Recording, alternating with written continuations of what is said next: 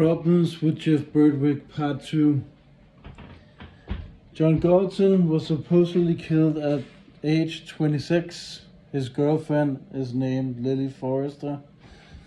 I've been writing with her in Messenger, and she more or less was laughing and thought of my statements was pretty much weak and false, and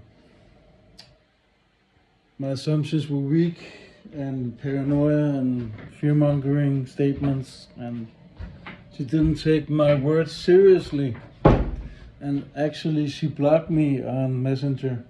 The thing is, Lily Forrester, that she was sitting in her house the same day John Galton was killed, supposedly by the mob or the mafia or the guerrilla, and she was sitting in her house on Facebook.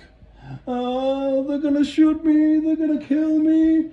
Instead of going out of the house to try to escape, she was sitting, and you couldn't, and there's no proof that they were at the house. I mean, I have to look this up again because the footage, it's so staged and so fake. And you couldn't even hear a gunshot. I have to go back and look that up. It's a long time since I have looked at this John Galton case, but they say in the official story he was murdered by the guerrilla and was drug smuggling. I mean, come on. It was all done by purpose to scare people and more security and more martial law, and all of the people, all of the activists were participating in the act. It was a stage act. And you see the hospital floor supposedly with supposedly blood. It looks like it's painting or jam or what the fuck it is. I mean, this guy John Galton supposedly never existed. And Lily Forrester doesn't exist either. The funny thing about Lily Forrester, she didn't like Jeff Berwick, and now she works for him. Come on, she's acting. It's all controlled opposition. They're all actors. They're confusing you and try to distract you and divide and conquer and all of that, and giving you more trapping and all that. That's their purpose. They have an agenda. They worked with the media to get this case out. They needed some kind of scare tactics for awake people, so they wouldn't go there. And also, yeah. And we never saw a gun. It's like in the Sandy Hook. We never saw a gun either.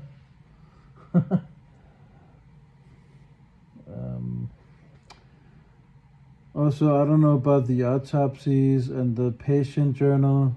I mean, in Denmark, they're so very, very, very strict about this.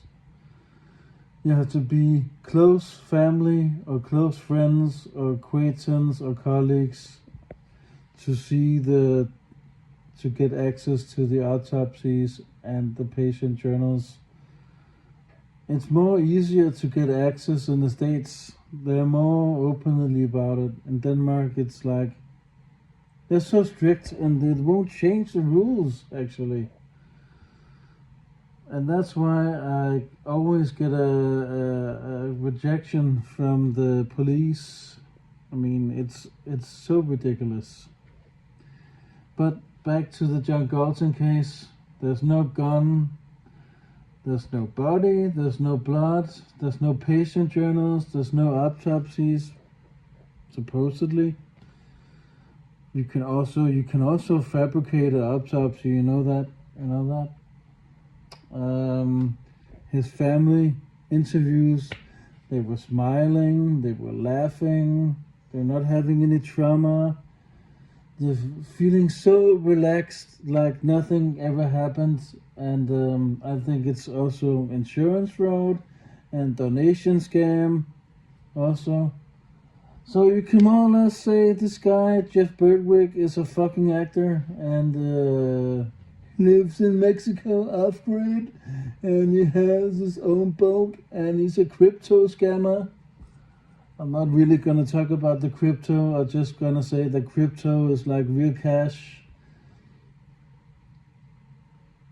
If I have to go along with the terms, I prefer real cash. I don't like crypto at all. But it's the same controllers behind everything, so I wouldn't give a shit about crypto anyway. So, or Monero or what they all call, I don't give a shit. Yeah, I have nothing against the money system, so, but I prefer real cash. I'm not gonna go in details with the money system. The money system is like too hard and too difficult to talk about. I mean, let it go. It's never gonna change. So, Jeff Berwick is a fakester.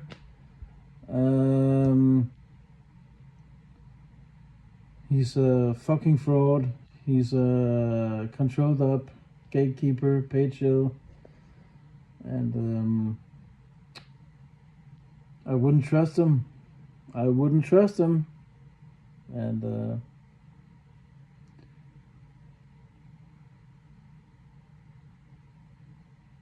he's been in the mainstream, and he's been in the alternative, and he's connected.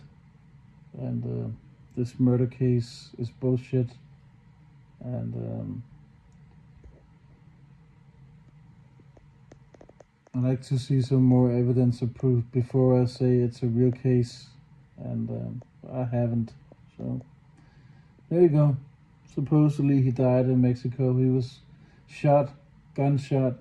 He was shot from the guerrilla at his house, and Lily Forrester was sitting at the house, being scared, acting scared, and I don't know. Maybe he died another way, John Galton. Maybe he took an overdose of hard drugs. He also smoked weed. I think he took hard drugs also. I think he took it. If the case is real, he took an overdose, and for like overreacting and making more sensational, they would say, yeah, he got killed by the mob or the mafia. Oh my God, it's so terrible and all that. So, yeah, there you go. If it's a real case, so. There you go. So, there's nothing else to say about Jeff Fakewick. Jeff fucking Fakewick. And the funny thing is, like, there's been so many fake profiles with him. People are making fake profiles with him and writing to me on Instagram and TikTok. And the funny thing is that Jeff Berwick is not online. He doesn't write back. So there's so many scammers that's abusing him. I think it's laughable.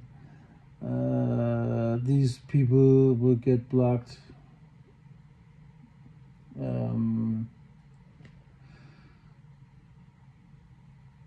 He's not on Twitter either. He only has his website. That's it.